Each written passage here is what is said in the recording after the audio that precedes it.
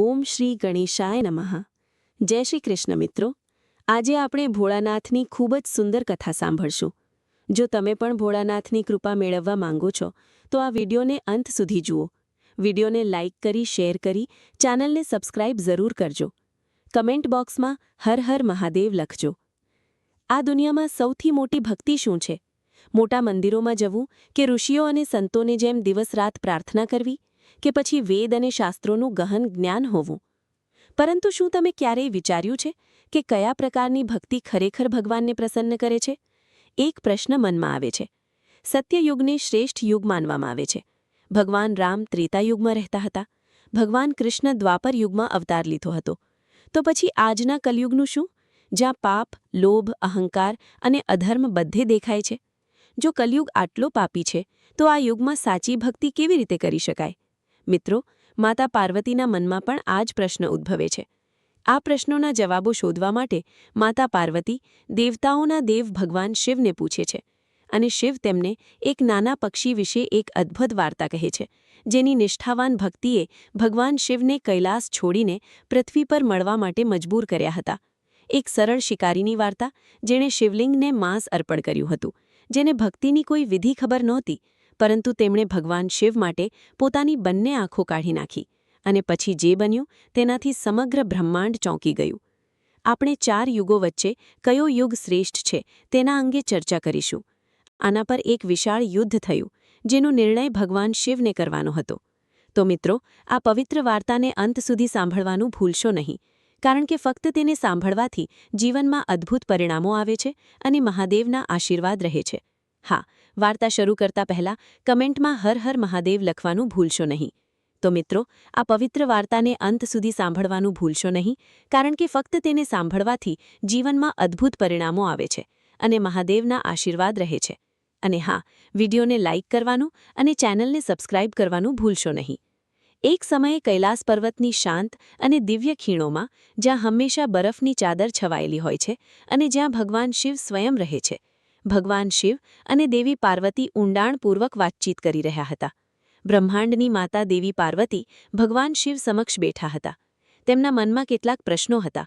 દેવી પાર્વતીએ કહ્યું, હે 3 લોકના સ્વામી, હું તમને 2 પ્રશ્ન પૂછવા માંગુ છું.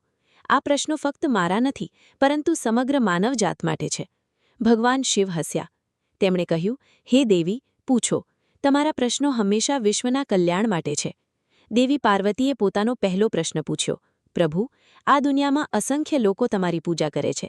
કેટલાક મોટા મંદિરોમાં જાય છે, કેટલાક કલાકો સુધી ધ્યાન કરે છે, કેટલાક યજ્ઞ કરે છે. પણ મને કહો, સાચી ભક્તિ શું છે? તમને કયા પ્રકારનો ભક્ત સૌથી પ્રિય છે? શું ભક્તિ ફક્ત ધાર્મિક વિધિ છે કે કંઈક બીજું? ભગવાન શિવે ધ્યાનથી સાંભળ્યું. માતા પાર્વતીએ બીજો પ્રશ્ન પૂછ્યો. હે પ્રભુ, મારો બીજો પ્રશ્ન એ છે કે આ બ્રહ્માંડમાં 4 યુગ છે: સત્યયુગ, ત્રેતાયુગ, દ્વાપરયુગ અને કલયુગ. તો પછી આ 4 યુગોમાંથી કયો યુગ શ્રેષ્ઠ છે? માતા પાર્વતીએ પૂછ્યું. પ્રભુ, શું યુગ શ્રેષ્ઠ છે કે માનવના કાર્યો? અને જે યુગમાં માનવ જન્મે છે તે એના પાછલા જન્મોના કર્મચક્રનું પરિણામ છે. અને માનવ જીવન કેવી રીતે પ્રાપ્ત થાય છે? ભગવાન શિવે જવાબ આપ્યો, હે પાર્વતી, તમારા બંને પ્રશ્નો એકબીજા સાથે જોડાયેલા છે. ભગવાન શિવે કહ્યું, દેવી, ધ્યાનથી સાંભળો. હું તમને એક ભક્તની વાર્તા કહીશ, જેણે પોતાની બંને આંખો મને અર્પણ કરી હતી, અને એક નાના પક્ષીની વાર્તા કહીશ, જેની ભક્તિએ મને મોહિત કરી દીધો હતો, અને મારે તેની સમક્ષ રૂબરૂ હાજર થવું પડ્યું હતું. માતા પાર્વતીએ ઉત્સુકતાથી કહ્યું, હે પ્રભુ, હું સાંભળવા માટે ઉત્સુક છું. કૃપા કરીને કહો. તેથી માતા પાર્વતીના આ શબ્દો સાંભળ્યા પછી શ્રોતાઓ ભગવાન શિવ કથા શરૂ કરે છે. અને પહેલા એક વૃદ્ધ માતાની ખૂબ જ પવિત્ર વાર્તા સંભળાવે છે. વાત તે દિવસોની છે, જ્યારે એક વટવૃક્ષ એક મોટા શિવ મંદિરની પાસે ઊભું હતું. તે ઝાડ પર એક જોડી ચકલીઓ રહેતી હતી. તે કોઈ સામાન્ય પક્ષીઓ નહોતા. તેઓ ભગવાન શિવના પરમ ભક્ત હતા. દરરોજ સવારે અને સાંજે, જ્યારે મંદિરના ઘંટ વાગતા અને આરતીનો મધુર અવાજ ગૂંજતો હતો, ત્યારે આ 2 ચકલીઓ પોતાનો માળો છોડીને સીધા મંદિર તરફ જતી. ત્યાં પહોંચ્યા પછી તેઓ એક પગ પર ઊભા રહેતા, પોતાના નાના શરીરને સ્થિર રાખતા અને એટલી એકાગ્રતાથી ભગવાન શિવનું ધ્યાન કરતા કે તેઓ પોતાના શરીર, મન અને આસપાસના વાતાવરણથી બેભાન થઈ જતા. આ તેમનો દૈનિક નિત્યક્રમ હતો. પહેલા ભગવાનની પૂજા કરતા, પછી પોતાના અને પોતાના બાળકો માટે ખોરાક અને પાણીની વ્યવસ્થા કરતા.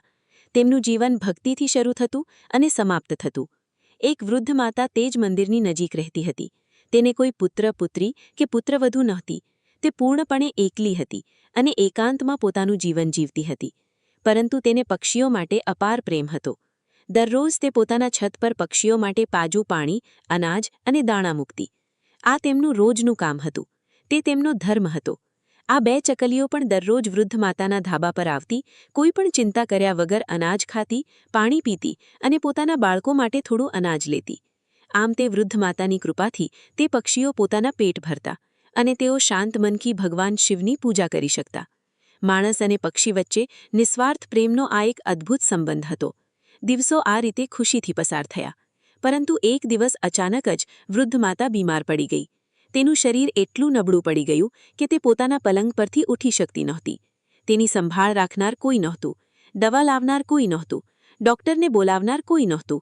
તે ફક્ત પોતાના પલંગ પર સૂતી હતી, આખો દિવસ પીડા સહન કરતી હતી. હવે તે પક્ષીઓને ખવડાવવા અને પાણી પાવા માટે પણ છત પર જઈ શકતી નહોતી. જ્યારે 2-3 દિવસ પસાર થઈ ગયા અને ચકલીઓને છત પર કોઈ ખોરાક ન મળ્યો, ત્યારે તેઓ ચિંતિત થઈ ગયા. તેઓ વિચારવા લાગ્યા, વૃદ્ધ માતા ક્યાં ગઈ, જે આપણી આટલી સારી સંભાળ રાખતી હતી? આજે તે કેમ દેખાતી નથી? માદા ચકલીએ તેના પતિને કહ્યું, સાહેબ, વૃદ્ધ માતાનો કોઈ પત્તો નથી. તે દરરોજ આપણને ખવડાવતી હતી. તે આપણી સંભાળ રાખતી હતી. આજે તે ક્યાં છે? મેં ચારે બાજુ શોધ કરી પણ તેઓ ક્યાંય ન મળ્યા. નર ચકલીએ કહ્યું, પ્રિય, આપણે બહાર બધે શોધ કરી. હવે આપણે તેના ઘરની અંદર જોવું પડશે. તે બીમાર હોઈ શકે છે. આટલું કહીને 2 પક્ષીઓ વૃદ્ધ માતાના ઘરમાં પ્રવેશ્યા. જ્યારે તેમણે અંદર જોયું તો દ્રશ્ય હૃદયદ્રાવક હતું. વૃદ્ધ માતા તેના પલંગ પર ગતિહીન પડી હતી. તેના શરીરમાં કોઈ હલનચલન નહોતું. પક્ષીઓએ તેને જગાડવાનો પ્રયત્ન કર્યો, પરંતુ કોઈ જવાબ ન મળ્યો. નર ચકલીએ ઉદાસ અવાજમાં કહ્યું, પ્રિય, વૃદ્ધ માતા હવે આ દુનિયામાં નથી. તે મરી ગઈ છે. આ સાંભળીને તે બંને પક્ષીઓ ખૂબ જ નિરાશ અને ઉદાસ થઈ ગયા. તેમની આંખોમાંથી આંસુ વહેવા લાગ્યા. તેઓ સમજી શક્યા નહીં કે શું કરવું. સાંજે જ્યારે મંદિરનો ઘંટ વાગ્યો અને આરતી શરૂ થઈ, ત્યારે બંને પક્ષીઓ પોતાનું દુઃખ ભૂલી ગયા અને મંદિરમાં ગયા. તેમણે વિચાર્યું, હવે ભગવાન શિવ સિવાય આપણો કોઈ સહારો નથી. ત્યાં પહોંચ્યા પછી તેઓ એક પગ પર ઊભા રહ્યા અને સતત ભગવાન શિવની પૂજા કરવા લાગ્યા. તેમની ભક્તિમાં એટલી બધી લીન થઈ ગઈ કે તેઓ ભૂખ અને તરસ બધું જ ભૂલી ગયા. તેઓ ફક્ત ભગવાનનું નામ જપતા અને તેમનું ધ્યાન કરતા. દિવસો પસાર થતા ગયા. 1 અઠવાડિયું પસાર થયું, પછી 2 અઠવાડિયા થયા, પછી 3 અઠવાડિયા થયા. આમ એક આખો મહિનો પસાર થઈ ગયો. પરંતુ તે નાના પક્ષીઓએ તેમની ભક્તિમાં કોઈ ઘટાડો થવા દીધો નહીં. તેઓ ભૂખ કે તરસ વગર ભગવાન શિવની પૂજા કરતા રહ્યા. તેમના નાના શરીર નબળા પડ્યા, પરંતુ તેમની શ્રદ્ધા વધુ મજબૂત બની. તેઓ જાણતા હતા કે જો કોઈ તેમને સાંભળી શકે છે તો તે ફક્ત ભગવાન શિવ જ છે. આ અટલ, નિસ્વાર્થ ભક્તિ જોઈને ભગવાન શિવ ખૂબ જ પ્રસન્ન થયા. આ નાના પ્રાણીઓની ભક્તિથી તેમનું હૃદય પ્રભાવિત થયું. એક સવારે જ્યારે બંને પક્ષીઓ ધ્યાનમાં મગ્ન હતા, ત્યારે અચાનક એક દિવ્ય પ્રકાશ પ્રગટ થયો. ભગવાન શિવ સ્વયં તેમની સમક્ષ પ્રગટ થયા. સ્મિત કરતા ભગવાન શિવે કહ્યું, હે મારા પ્રિય ભક્તો, હું તમારી અટલ ભક્તિથી ખૂબ જ પ્રસન્ન છું. આટલું નાનું પ્રાણી હોવા છતાં તમે તમારી ક્ષમતા કરતાં ઘણી વધારે ભક્તિ કરી છે. તમે તમારા પોતાના જીવનની પરવાહ કર્યા વગર ભૂખ અને તરસ ભૂલીને મારું ધ્યાન કર્યું છે. હું તમને વરદાન આપવા માંગુ છું. તમે જે ઈચ્છો તે માંગો. આ સાંભળીને માદા ચકલીએ કહ્યું, હે ભગવાન, અમને કંઈ જોઈતું નથી. અમને સંપત્તિ નથી જોઈતી, અમને વૈભવ નથી જોઈતો, અમને આરામ નથી જોઈતો. અમને ફક્ત એક જ વરદાન જોઈએ છે. કૃપા કરીને અમારી વૃદ્ધ માતાને ફરીથી જીવંત કરો. તે એક દયાળુ જીવ હતા. તેમણે ક્યારેય કોઈને નુકસાન પહોંચાડ્યું નથી. તેમણે અમારી અને અસંખ્ય અન્ય પક્ષીઓની સેવા કરી. કૃપા કરીને તેમને જીવનદાન આપો. ભગવાન શિવે કહ્યું, હે પક્ષીઓ, આ અશક્ય છે. મૃત્યુ કુદરતનો નિયમ છે. જે જન્મે છે તેને મરવું જ પડે છે. તમે બીજું કોઈ વરદાન માંગી શકો છો. પરંતુ ચકલીઓએ આગ્રહ કર્યો, ના પ્રભુ, અમને બીજું કંઈ જોઈતું નથી. અમને ફક્ત અમારી વૃદ્ધ માતા જોઈએ છે. તમે સર્વશક્તિમાન છો. તમે કંઈ પણ કરી શકો છો. ભગવાન શિવે સમજાવ્યું, પણ હે પક્ષીઓ, તે વૃદ્ધ માતાનું શરીર હવે ઘસાઈ ગયું છે અને જર્જરિત થઈ ગયું છે, તે સડી ગયું છે. હું તેનામાં જીવન કેવી રીતે ફૂંકી શકું? પછી બંને પક્ષીઓ વધુ દ્રઢતાથી બોલ્યા, પ્રભુ, તમે અમને વચન આપ્યું હતું કે તમે જે કંઈ માંગશો તે હું તમને આપીશ. હવે તમે તમારા વચનથી પાછા ન ફરી શકો. તમે સત્ય, ન્યાય અને ન્યાયના દેવ છો. કૃપા કરીને અમારી પ્રાર્થના સ્વીકારો. ભગવાન શિવ હસ્યા.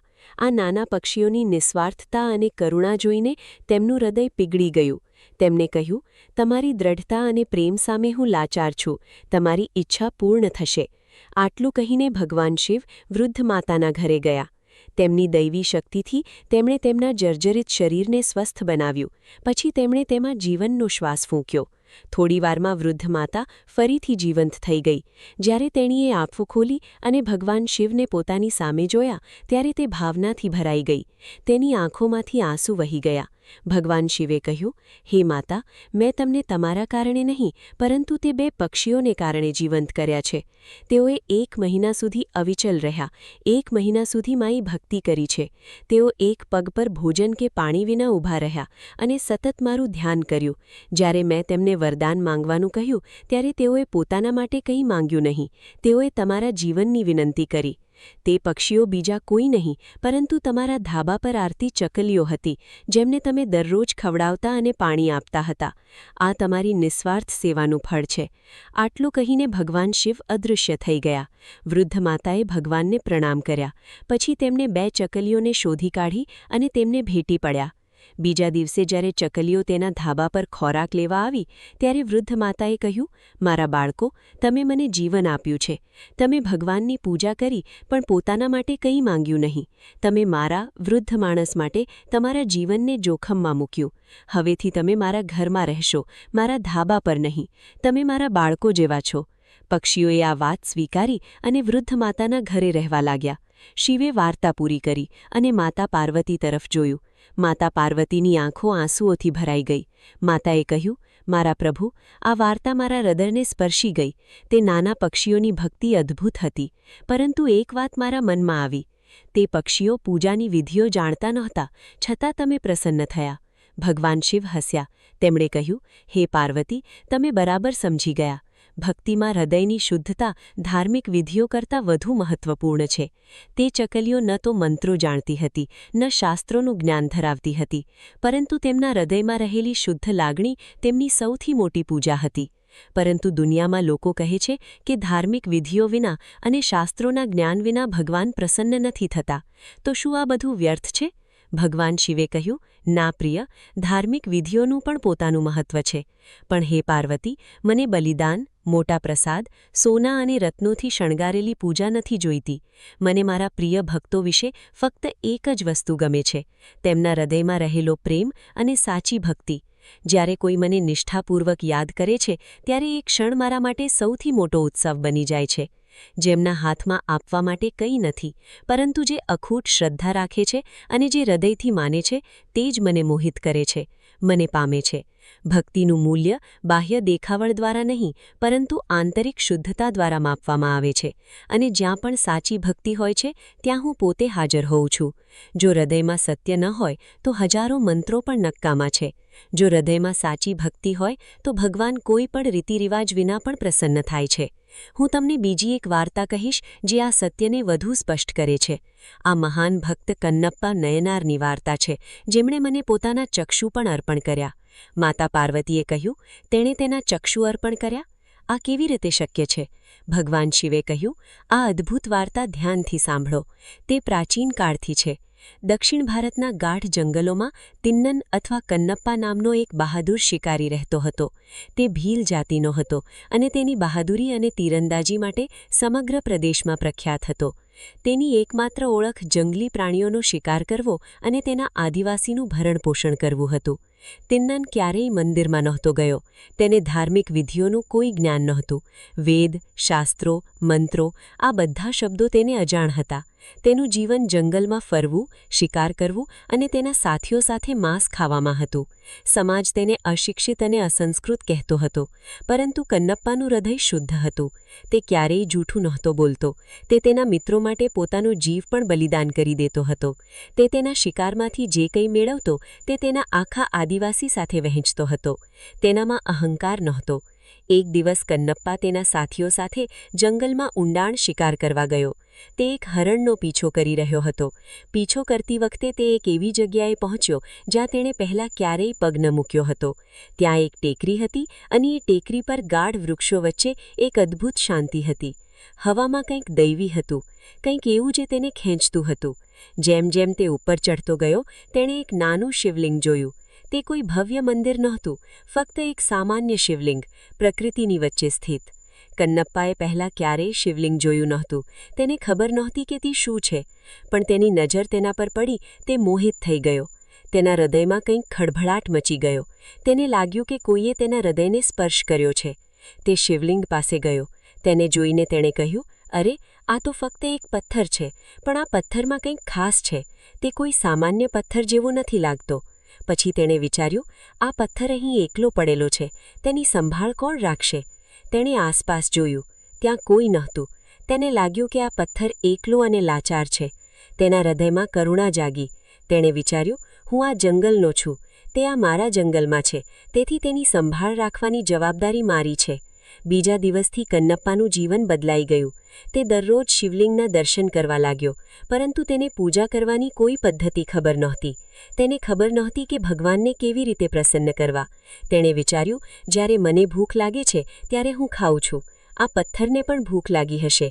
તેથી તે શિકાર કરતો અને શ્રેષ્ઠ તાજું માંસ લાવતો અને એ શિવલિંગને સામે મૂકતો.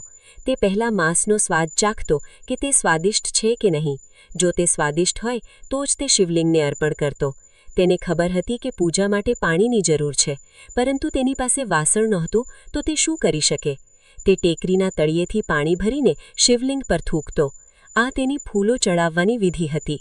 તેને ફૂલો ચડાવવા પડતા હતા, પરંતુ તે જાણતો નહોતો કે કયા ફૂલો પવિત્ર છે. તેથી તે વાળમાં જંગલી ફૂલો નાખતો અને પછી તેને કાઢીને શિવલિંગને અર્પણ કરતો. શાસ્ત્રોના અનુસાર આ બધું એક ગંભીર પાપ હતું. મોંથી સ્પર્શેલું પાણી, માંસનો પ્રસાદ, ખોટા ફૂલો, આ બધું અત્યંત અશુદ્ધ માનવામાં આવતું હતું. પરંતુ કન્નપ્પાના હૃદયમાં રહેલી પવિત્રતા અને સાચો પ્રેમ આ બધા નિયમોને પાર કરી ગયો. ભગવાન શિવ આ અનોખી પૂજા જોઈને ખૂબ જ ખુશ થયા, કારણ કે તેમણે જોયું કે કન્નપ્પા દેખાવડ કરવા માટે નહીં, પરંતુ સાચા હૃદયથી કરી રહ્યા છે. તેમના દરેક કાર્યમાં પ્રેમ અને ભક્તિ હતી. એક વૃદ્ધ બ્રાહ્મણ શિવલિંગની સંભાળ રાખતો હતો. તેનું નામ શિવ ગોપાચારી હતું. તે દરરોજ સવારે ધાર્મિક પૂજા કરતો. તેણે ગંગાજળથી સ્નાન કરાવ્યું, શુદ્ધ ફૂલો ચડાવ્યા અને વૈદિક મંત્રોચ્ચાર કર્યા. એક દિવસ જ્યારે તે પૂજા કરવા આવ્યો ત્યારે તેણે શિવલિંગની આસપાસ માંસના ટુકડા પડેલા જોયા અને ખોટા ફૂલો વિખેરાયેલા હતા. તે ખૂબ જ ગુસ્સે થયો. તેને લાગ્યું કે કોઈ દુષ્ટ વ્યક્તિ આવીને ભગવાનનું અપમાન કર્યું છે. તેણે બધું સાફ કર્યું અને ફરીથી ધાર્મિક વિધિ કરી. પરંતુ બીજા દિવસે એ જ દ્રશ્ય બન્યું. બ્રાહ્મણ ચિંતિત થઈ ગયો. તેણે વિચાર્યું કે આ ગુનેગારને તેણે પકડવો જ જોઈએ. એક દિવસ તેણે બહાર નીકળીને જોવાનું નક્કી કર્યું કે ભગવાનનું આટલું અપમાન કોણ કરી રહ્યું છે. તે એક ઝાડ પાછળ સંતાઈ ગયો. બપોરનો સમય હતો. તે સમયે કન્નપ્પા તેના સાથીઓ સાથે પહોંચ્યો. તેણે હાથમાં તાજો શિકાર કરેલો માંસ અને વાળમાં ફૂલો લીધા હતા. તે ખુશીથી ગુંજી રહ્યો હતો. આ જોઈને શિવ ગોચરી ગુસ્સે થઈ ગયા. તેને લાગ્યું કે આ અશિક્ષિત અસંસ્કૃત શિકારી ભગવાનનું અપમાન કરી રહ્યો છે. પરંતુ પછી કંઈક અદ્ભુત બન્યું. શિવ ગોચરીએ જોયું કે તિન્નન શિવલિંગ પાસે પહોંચતાની સાથે જ એક દૈવી પ્રકાશ ફેલાયો. શિવલિંગમાંથી એક અલૌકિક તેજ નીકળ્યું. આ એક સંકેત હતો કે ભગવાન પ્રસન્ન થયા છે. ત્યારે ભગવાન શિવે કન્નપ્પાની પરીક્ષા લેવાનું નક્કી કર્યું. અચાનક શિવલિંગની એક આંખમાંથી લોહી વહેવા લાગ્યું. હા, શિવલિંગની 2 આંખો હતી અને તેમાંથી એક આંખમાંથી અચાનક લોહી નીકળવા લાગ્યું. કન્નપ્પા આ જોઈને ગભરાઈ ગયો. તે બૂમ પાડી, અરે, તેને શું થયું છે? તેની આંખમાંથી લોહી કેમ નીકળી રહ્યું છે? તે ચિંતામાં દોડી ગયો. તેને ખબર નહોતી કે શું કરવું. પછી તેને એક વિચાર આવ્યો. તેણે વિચાર્યું, જ્યારે મને ઈજા થાય છે ત્યારે હું મલમ લગાવું છું. મારે આ આંખમાં પણ કંઈક લગાવવાની જરૂર છે. તેણે જંગલમાંથી ઔષધીય પાંદડા લાવ્યા અને શિવલિંગની આંખમાં લગાવ્યા. પણ રક્તસ્રાવ બંધ ન થયો. કન્નપ્પા વધુ પરેશાન થઈ ગયો. તે રડવા લાગ્યો. તે કહેતો રહ્યો, મને કહો, મારે શું કરવું જોઈએ? હું તમારી પીડા જોઈ શકતો નથી. પછી તેને એક વિચાર આવ્યો. તેણે વિચાર્યું, જો હું મારી આંખ તેને આપી દઈશ તો કદાચ તે સાજો થઈ જશે. બીજો વિચાર કર્યા વિના તેણે પોતાના તીરની ટોચથી પોતાની આંખ કાઢી અને શિવલિંગની આંખ પર મૂકી. આ જોઈને શિવ ગોચરી સ્તબ્ધ થઈ ગયા. તેણે પોતાના જીવનમાં ક્યારેય આવી ભક્તિ જોઈ ન હતી. એક ચમત્કાર થયો. શિવલિંગની આંખમાંથી લોહી વહેતું બંધ થઈ ગયું. કન્નપ્પા ખુશ થયા. પરંતુ આ આનંદ થોડી વાર રહ્યો. અચાનક શિવલિંગની બીજી આંખમાંથી પણ લોહી વહેવા લાગ્યું. કન્નપ્પાએ વિચાર્યું, હવે મારે બીજી આંખ પણ અર્પણ કરવી પડશે. પણ જો હું બંને આંખો કાઢી નાખીશ તો હું જોઈ શકીશ નહીં. તો પછી મને કેવી રીતે ખબર પડશે કે શિવલિંગની આંખ ક્યાં છે? તેણે એક યુક્તિ વિચારી. તેણે પોતાનો અંગૂઠો શિવલિંગની બીજી આંખ પર મૂક્યો, જેથી તે તેનું સ્થાન જાણી શકે. પછી ખચકાટ વિના તેણે પોતાની બીજી આંખ પણ અર્પણ કરી અને તેને શિવલિંગ પર મૂકવાનું શરૂ કર્યું. પરંતુ તે પોતાની બીજી આંખ અર્પણ કરે તે પહેલાં ભગવાન શિવ પોતે પ્રગટ થયા. તેમણે કન્નપ્પાનો હાથ પકડીને કહ્યું, કન્નપ્પા, હું પ્રસન્ન છું. તારાથી ખૂબ જ પ્રસન્ન થયો. ભગવાને તેનું નામ કન્નપ્પા રાખ્યું, જેનો અર્થ થાય છે આંખો આપનાર. ભગવાને કહ્યું, હે કન્નપ્પા, તે મને તારી આંખો આપી છે. દુનિયામાં કોઈ ભક્ત આટલું બલિદાન આપી શકતો નથી. તારી ભક્તિ સૌથી મહાન છે. કન્નપ્પા રડ્યા અને કહ્યું, પ્રભુ, મેં ફક્ત એ જ કર્યું જે મને યોગ્ય લાગ્યું. હું અશિક્ષિત છું. મને પૂજાની વિધિઓ ખબર નથી. ભગવાન હસ્યા. કન્નપ્પા, વિધિઓ માણસો દ્વારા બનાવવામાં આવે છે, પરંતુ ભક્તિ હૃદયમાંથી આવે છે. તારા હૃદયમાં શુદ્ધતા અને સત્યતા એ સૌથી મોટી પૂજા છે. તે તારા મોંથી સ્પર્શેલું પાણી અર્પણ કર્યું, પરંતુ તે ગંગા કરતાં વધુ શુદ્ધ હતું, કારણ કે તેમાં તારો પ્રેમ હતો. તે ખોટા ફૂલો અર્પણ કર્યા, પરંતુ તે સૌથી સુગંધિત હતા, કારણ કે તે તેમાં વિશ્વાસ રાખ્યો હતો. ભગવાને કન્નપ્પાની આંખો પાછી આપી અને તેને આશીર્વાદ આપ્યો. નજીકમાં છુપાયેલા શિવ ગોચરી આ સાંભળીને રડ્યા. તેમને પોતાની ભૂલનો અહેસાસ થયો. ભગવાન શિવે માતા પાર્વતીને સમજાવ્યું કે ભક્તિ જાતિ, શિક્ષણ કે સ્થિતિથી બંધાયેલી નથી. જે શુદ્ધ હૃદયથી સ્વાર્થ અને ઢોંગ વિના ભગવાનનું સ્મરણ કરે છે તે સાચો ભક્ત છે. કન્નપ્પા ન તો વેદ જાણતા હતા, ન મંત્રો, ન શાસ્ત્રો, પરંતુ તેમનો પ્રેમ સૌથી મોટો વેદ હતો અને તેનું બલિદાન સૌથી મોટું શાસ્ત્ર હતું. તેથી સાચી ભક્તિ કર્મકાંડમાં નહીં પણ હૃદયની શુદ્ધતામાં રહેલી છે. જ્યારે ભગવાન શિવે કન્નપ્પાની વાર્તા પૂરી કરી ત્યારે માતા પાર્વતી બીજી એક જિજ્ઞાસાથી ભરાઈ ગયા. તેમણે કહ્યું, હે સ્વામી, તમે મને સાચી ભક્તિનો અર્થ સમજાવ્યો છે. ચકલી હોય કે કન્નપ્પા, બંનેએ સાબિત કર્યું છે કે ભક્તિમાં શાસ્ત્રો નહીં પરંતુ હૃદયની શુદ્ધતા મહત્વપૂર્ણ છે. પણ ભગવાન, મારો એક વધુ પ્રશ્ન છે. આ બ્રહ્માંડમાં 4 યુગ છે: સત્યયુગ, ત્રેતાયુગ, દ્વાપરયુગ અને કલયુગ. દરેક યુગની પોતાની લાક્ષણિકતાઓ છે. તો મને કહો સ્વામી, આ 4 યુગોમાંથી કયો યુગ મનુષ્ય માટે શ્રેષ્ઠ છે? કયો યુગ જન્મ લેવા માટે શ્રેષ્ઠ છે? અને આ 4 યુગોમાં ભક્તિનું સ્વરૂપ કેવી રીતે બદલાય છે? ભગવાન શિવે હસ્યા અને કહ્યું, હે પાર્વતી, આ પ્રશ્ન ખૂબ જ રસપ્રદ છે. તેનો જવાબ આપવા માટે હું તમને એક ઘટના કહીશ. એક ઘટના જ્યારે 4 યુગો વચ્ચે વિવાદ થયો હતો અને મારે તેમની વચ્ચે નિર્ણય લેવાનો હતો. હું તમને તે સમય તરફ પાછા લઈ જાઉં છું જ્યારે સમયચક્રના 4 ભાગો એકબીજા પર શ્રેષ્ઠતાનો દાવો કરી રહ્યા હતા. તે ઘણા સમય પહેલાંનો સમય હતો. એક દિવસ 4 યુગો સત્યયુગ, ત્રેતાયુગ, દ્વાપરયુગ અને કલયુગ ભેગા થયા. તેઓ ભાઈઓ જેવા હતા, સમયચક્રના અભિન્ન ભાગો. શરૂઆતમાં તેઓ બધા શાંતિથી બેઠા હતા, પરંતુ ધીમે ધીમે તેઓ વાતચીત કરવા લાગ્યા અને આ વાતચીત ટૂંક સમયમાં જ વિવાદમાં ફેરવાઈ ગઈ. સત્યયુગે ગર્વથી કહ્યું, હે મૂર્ખો, તમે બધા મારાથી નાના છો. હું સૌથી મહાન છું. હું સૌથી પ્રાચીન છું. તમે મારા સમાન કેવી રીતે હોઈ શકો? આ સાંભળીને ત્રેતાયુગ ગુસ્સે થયો. તેણે કહ્યું, તમે સૌથી મહાન કેવી રીતે હોઈ શકો? હું શ્રેષ્ઠ છું. મારા યુગમાં સૌથી સદ્ગુણી વ્યક્તિ શ્રીરામ અવતાર પામ્યા હતા. તમે મારાથી શ્રેષ્ઠ ન હોઈ શકો. પછી દ્વાપર યુગે કહ્યું, રાહ જુઓ, તમે બંને શ્રેષ્ઠતાનો દાવો કરી રહ્યા છો. હું શ્રેષ્ઠ છું. મારા યુગમાં ભગવાન શ્રીકૃષ્ણ પોતે અવતાર પામ્યા 64 કળાઓ સાથે. તમારી શ્રેષ્ઠતાનો કોઈ પ્રશ્ન નથી. પછી કલયુગે હસીને કહ્યું, ભાઈઓ, તમે ત્રણેય શ્રેષ્ઠ બનવાનો પ્રયત્ન કરી રહ્યા છો, પણ વાસ્તવમાં હું જ એક છું જે આધુનિકતા મારા યુગમાં છે, વિકાસ મારા યુગમાં છે, હું જ શ્રેષ્ઠ છું. આમ 4 યુગો વચ્ચે ઉગ્ર ચર્ચા શરૂ થઈ. દરેક યુગ શ્રેષ્ઠ હોવાનો દાવો કરી રહ્યો હતો. તેઓ એટલા ગરમાઈ ગયા કે તે લગભગ યુદ્ધ જેવી સ્થિતિમાં પહોંચી ગયો. થોડીવાર દલીલ કર્યા પછી સત્યયુગે કહ્યું, આ ચર્ચા અર્થહીન છે. આપણે આપણી વચ્ચે નક્કી નથી કરી શકતા કે શ્રેષ્ઠ કોણ છે. ચાલો કૈલાશ પર્વત પર જઈએ. સત્યયુગે કહ્યું, કારણ કે ભગવાન શિવ ઉત્પત્તિ અને અંત છે. તેઓ સૃષ્ટિના સ્વામી છે. ફક્ત તેઓ જ આપણી વચ્ચે ન્યાય કરી શકે અને કહી શકે કે કોણ મહાન છે અને કોણ નાનું છે. દ્વાપરયુગે સંમતિ દર્શાવી, તમે સત્ય કહ્યું છે. ફક્ત ભગવાન શિવ જ આ નિર્ણય કરી શકે. કલિયુગમાં પણ તૈયારી થઈ. 4 યુગોએ ભેગા મળીને એક યોજના બનાવી અને કૈલાશ પર્વત તરફ પ્રયાણ કર્યું. જ્યારે 4 યુગ કૈલાશ પર્વત પર પહોંચ્યા ત્યારે દ્વારપાલોએ તેમને રોક્યા. દ્વારપાલોએ કડક અવાજે કહ્યું, થોભો, તમે કોણ છો અને ક્યાં જઈ રહ્યા છો? સત્યયુગે નમ્રતાથી જવાબ આપ્યો, હે દ્વારપાલ, 4 યુગ ભગવાન શિવને મળવા માંગે છે. કૃપા કરીને તેમને અમારા આગમનની જાણ કરો. દ્વારપાલ નંદીશ્વર મહારાજ હતા. તેઓ તરત જ ભગવાન શિવ પાસે ગયા અને કહ્યું, હે ભગવાન, 4 યુગ તમને મળવા માટે દ્વાર પર ઊભા છે. ભગવાને કહ્યું, નંદી, જાઓ અને તેમને આદરપૂર્વક અહીં લાવો. 4 યુગ સમયનું ચક્ર છે. તેઓ સમયના અભિન્ન ભાગ છે. તેમનું સ્વાગત કરો. નંદી 4 યુગોને ભગવાન શિવના દરબારમાં લાવ્યા. ભગવાને તેમને આદરપૂર્વક પોતાના દરબારમાં બેસાડ્યા. 4 યુગોએ ભગવાન શિવને પ્રણામ કર્યા. ભગવાને હસીને કહ્યું, અમારા કૈલાશમાં આપનું સ્વાગત છે. કહો, આપના આગમનનું કારણ શું છે? તમે પોતે જ સમયનું ચક્ર છો. તમે પોતે જ સમયના સ્વામી છો. તો પછી એવું શું બન્યું કે તમારે અમારી પાસે આવવું પડ્યું?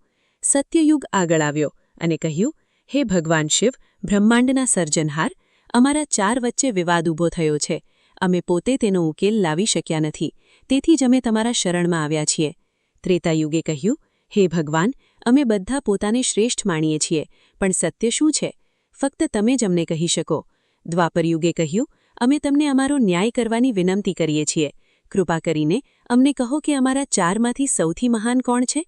કલિયુગે કહ્યું, હે મહાદેવ, અમે બધા તમારા શરણમાં છીએ. ફક્ત તમે જ આ વિવાદનો ઉકેલ લાવી શકો. ભગવાન શિવે ગંભીરતાથી કહ્યું, ઠીક છે, પણ આ નિર્ણય ત્યારે જ શક્ય છે જ્યારે તમે બધા તમારો પક્ષ રજૂ કરો. તમે બધા મને કહો કે તમે પોતાને શ્રેષ્ઠ કેમ માનો છો? ભગવાન શિવે સત્યયુગ તરફ જોયું અને કહ્યું, હે સત્યયુગ, સૌપ્રથમ મને કહો કે તમે પોતાને શ્રેષ્ઠ કેમ માનો છો? સત્યયુગે ગર્વથી કહ્યું, હે ભગવાન, મારું આયુષ્ય સૌથી લાંબુ છે. મેં 1.7 મિલિયન વર્ષનો છું. અન્ય યુગો મારા કરતાં ઘણા નાના છે. હું સૌથી લાંબુ આયુષ્ય ધરાવું છું. તેથી હું સૌથી મહાન છું. પછી કલિયુગે અટકાવીને કહ્યું, હે ભગવાન, મેં સાંભળ્યું છે કે વ્યક્તિ ક્યારે ઉમ્રથી મહાન નથી હોતો. વ્યક્તિ માત્ર ઉમ્રથી જ નહીં, ગુણોથી પણ મહાન હોય છે. ભગવાન શિવે કલિયુગની વાત સાંભળી અને સત્યયુગને કહ્યું, કલિયુગ જે કહે છે તેમાં સત્ય છે. કોઈ ફક્ત ઉમ્રથી મહાન નથી. તમારી પાસે બીજો શું ગુણ છે? સત્યયુગે કહ્યું, હે ભગવાન, મારા યુગમાં અત્યંત મજબૂત અને શક્તિશાળી પુરુષો હતા. તેઓ એટલા મજબૂત હતા કે તેઓ પૃથ્વીને પણ ઉપાડી શકતા હતા. અને હે મહાદેવ, મારા યુગમાં ભગવાન વિષ્ણુએ ઘણા અવતાર લીધા. નરસિંહ અવતાર, વરાહ અવતાર અને મત્સ્ય અવતાર. આ બધા મારા યુગ દરમિયાન થયા. તેથી હું શ્રેષ્ઠ છું. આ સાંભળી ત્રેતાયુગે કહ્યું, ના ભગવાન, સત્યયુગ ફક્ત એટલા માટે શ્રેષ્ઠ ન હોઈ શકે કારણ કે ભગવાન વિષ્ણુ અવતાર થયા હતા. ભગવાનના અવતાર મારા યુગ દરમિયાન પણ થયા હતા. સૌથી સદ્ગુણી ભગવાન રામનો પવિત્ર અવતાર મારા યુગ દરમિયાન થયો હતો. તેમણે વિશ્વને ગૌરવનો પાઠ શીખવ્યો હતો. અને જો તમે કુંભકર્ણ અને પરાક્રમી રાવણ જેવા બળવાન યોદ્ધાઓની વાત કરો છો, તો તે બધા મારા શાસન દરમિયાન થયા હતા. ભગવાન, મારા યુગમાં ન્યાય સ્થાપિત થયો અને સત્યનો વિજય થયો. તેથી હું સત્યયુગથી પણ શ્રેષ્ઠ છું. દ્વાપરયુગે કહ્યું, પ્રભુ, આ બંને શ્રેષ્ઠતાનો દાવો કરી રહ્યા છે, પરંતુ વાસ્તવમાં હું છું. તમે જાણો છો કે મારા શાસન દરમિયાન ભગવાન કૃષ્ણ અવતાર પામ્યા હતા, જે 64 કળાઓથી સંપૂર્ણ હતા. તેમણે એક વિશાળ સ્વરૂપ દર્શાવ્યું હતું, જે ભગવાન વિષ્ણુ પોતે પણ તેમના સામાન્ય સ્વરૂપમાં પ્રદર્શિત નથી કરી શકતા. હે પ્રભુ, જો આપણે યોદ્ધાઓની વાત કરીએ તો મારા યુગમાં અર્જુન, ભીમ, યુધિષ્ઠિર, નકુલ, સહદેવ, દ્રોણાચાર્ય, એકલવ્ય, કર્ણ, જરાસંધ, ભીષ્મ અને પિતામહ બધા મહાન યોદ્ધા હતા. બલરામ પોતે મારા યુગમાં રહેતા હતા. તો મને કહો પ્રભુ, તેમનાથી કયો યોદ્ધા નીચો હતો? મારો યુગ શ્રેષ્ઠ છે. પછી કલિયુગે હસતા હસતા કહ્યું, હે પ્રભુ, આ બધા લોકોના શાસનકાળ દરમિયાન જન્મેલા બધા યોદ્ધાઓ અને અવતારોમાં ઘણી નબળાઈઓ હતી. રાવણમાં ઘમંડ હતો, કર્ણમાં દ્વેષ હતો. જે યુગમાં મનુષ્યોમાં આટલી બધી નબળાઈઓ હતી તે શ્રેષ્ઠ કેવી રીતે હોઈ શકે? હે પ્રભુ, મારું શાસન શ્રેષ્ઠ છે. મારા યુગમાં માનવ આનંદ માટે ઘણી સુવિધાઓ છે. નવી ટેકનોલોજી અને શોધો છે. મારું યુગ સૌથી વિકસિત છે. તેથી હું શ્રેષ્ઠ છું. ભગવાન શિવે ચારેય યુગના શબ્દો ધ્યાનથી સાંભળ્યા. તેમણે દરેકની દલીલો સાંભળી. પછી તેઓ ગંભીરતાથી વિચારવા લાગ્યા. કૈલાસ પર હાજર બધા દેવતાઓ ગભરાઈ ગયા. તેમણે ભગવાન શિવને કહ્યું, હે ભોલેનાથ, કૃપા કરીને તેમનો ઝડપથી ન્યાય કરો. જો આ 4 યુગો એકબીજા સાથે લડવા લાગશે તો સૃષ્ટિનું ચક્ર બંધ થઈ જશે. સમયનો પ્રવાહ અટકી જશે. કૃપા કરીને કંઈક કરો.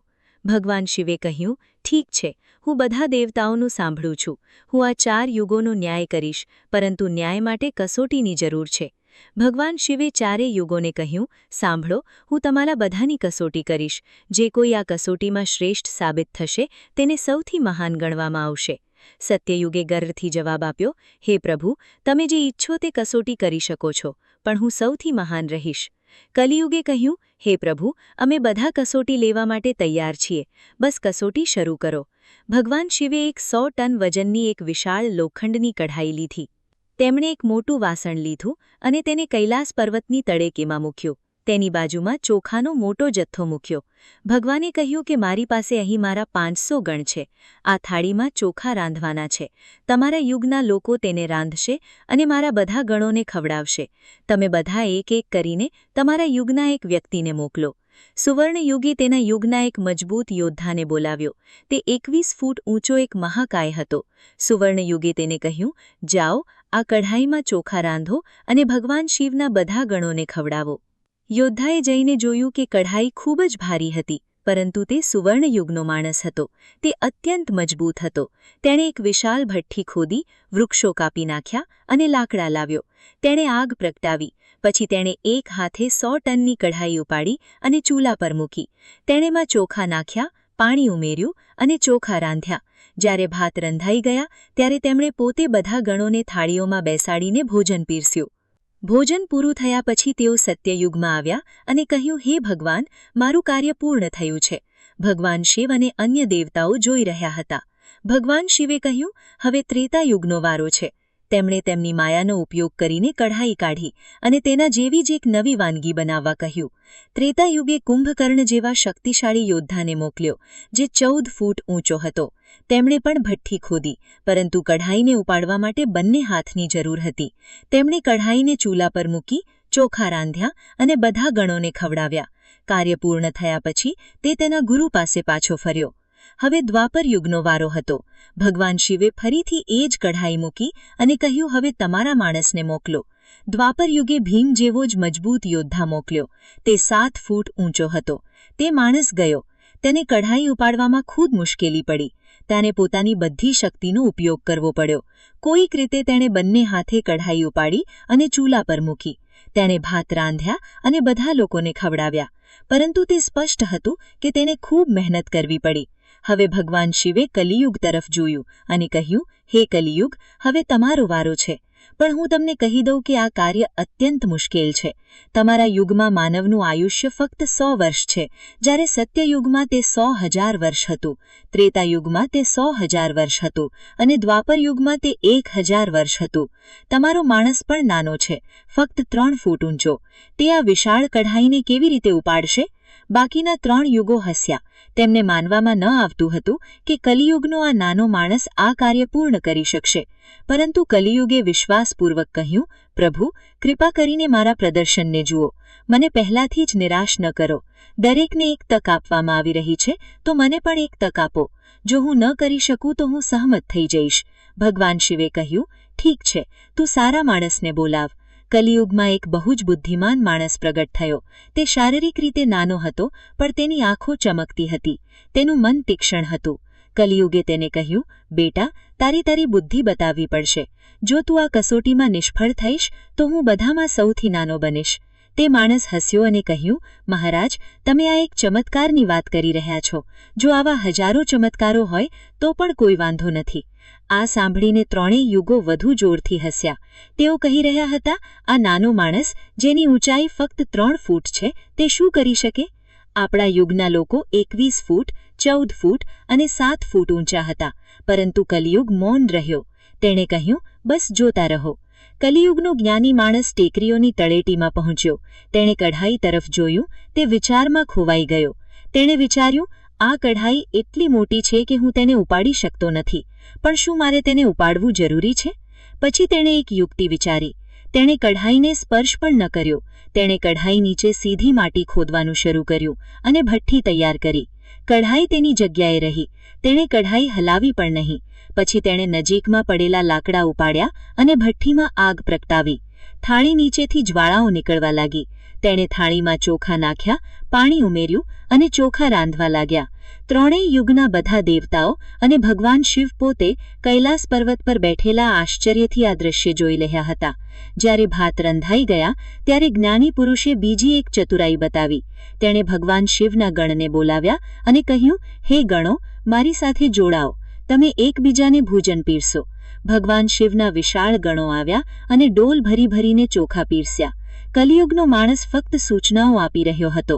બધા ગણોએ ખુશીથી ભોજન કર્યું. ભોજન પછી તે કઢાઈને જગ્યાએ મૂકીને કલિયુગમાં પાછો ફર્યો. તેણે કહ્યું, પ્રભુ, મેં તમારું કાર્ય પૂર્ણ કર્યું છે.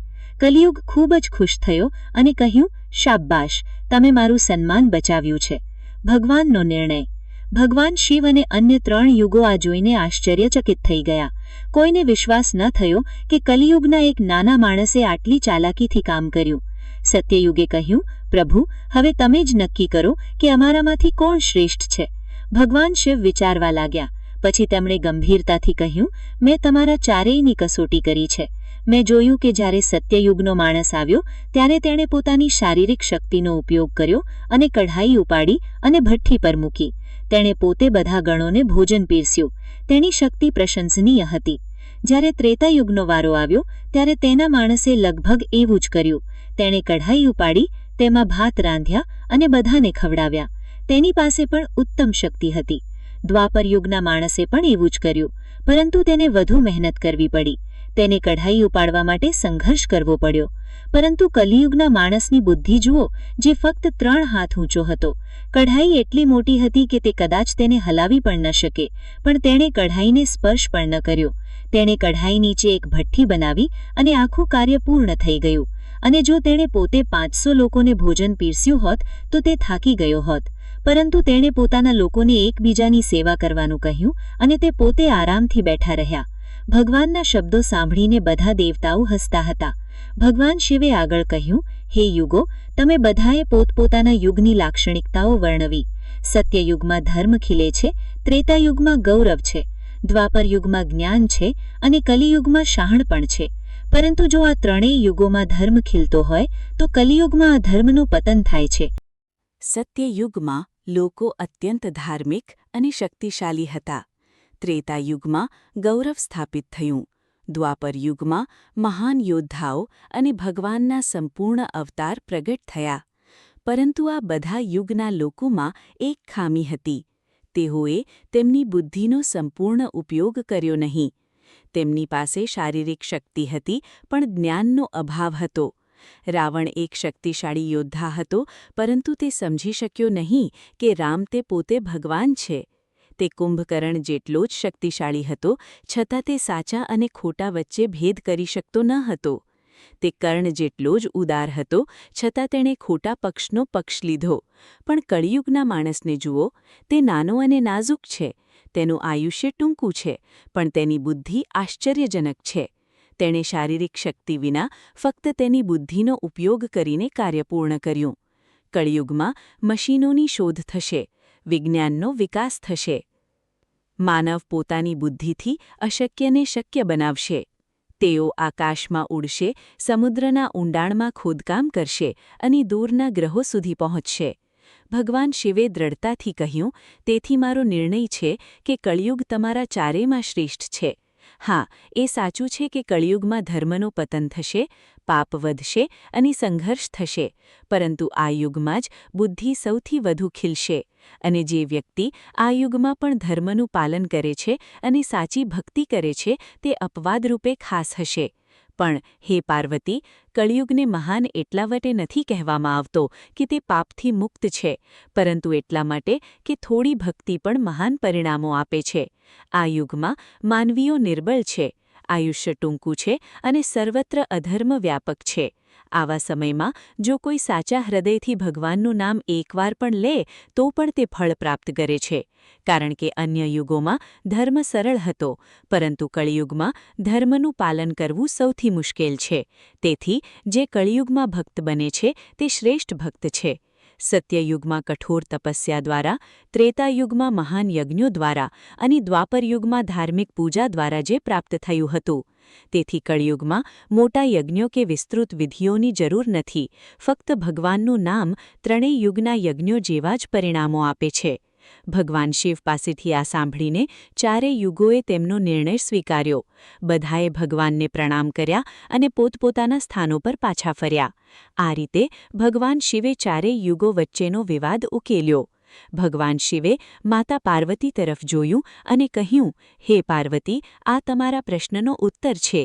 જો તમે પૂછો કે કયો યુગ શ્રેષ્ઠ છે તો હું કહીશ કે દરેક યુગની પોતાની વિશેષતાઓ હોય છે.